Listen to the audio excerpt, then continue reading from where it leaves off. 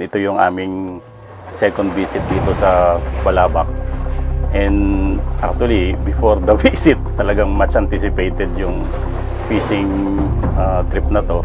But on this trip, talagang when we go to the fishing spot and then drop our jig, talagang may action agad. So ang sarap ng mga jigging action with the team. Talagang ang sarap ng kantsawan, ang daming mga hook-ups, maraming huli, and then marami ring mga miss strike at mga ano ba tawag doon, mga loss during the fight. So far so good yung ating trip. Ayun, sobrang saya. First time ko lang din talagang makasubok dito, pero grabe, saya. And hindi ko inaasahan na ganito pala kasarap dito mag-jigging. Grabe, nakapag-unlock ako ng fish, tapos hindi ko inaasahan, malaki pa. Grabe, laki Ako na lalapit, mukhang mabigat Basta excited pa ako. Galing. Masasabi kong definitely this is one of the angler's dream. Biroy mo, day 1 pa lang namin, buong duration ng 8 minutes, naka-4 na isda kagad ako. And then 3 hookups, yung isa doon, double hookups ng isda.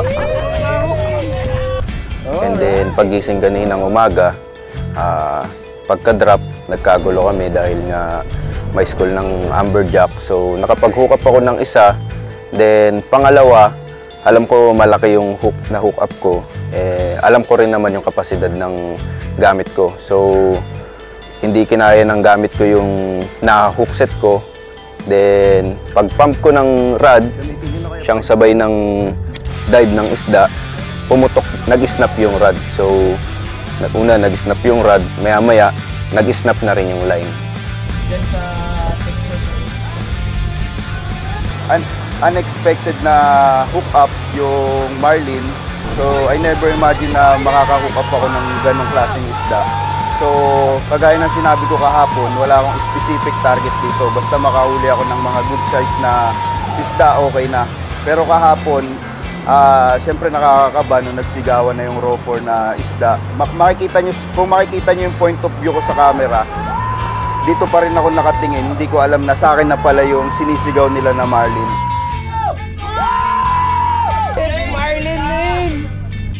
So guys, itong spot dito sa Balabac, very much recommendable.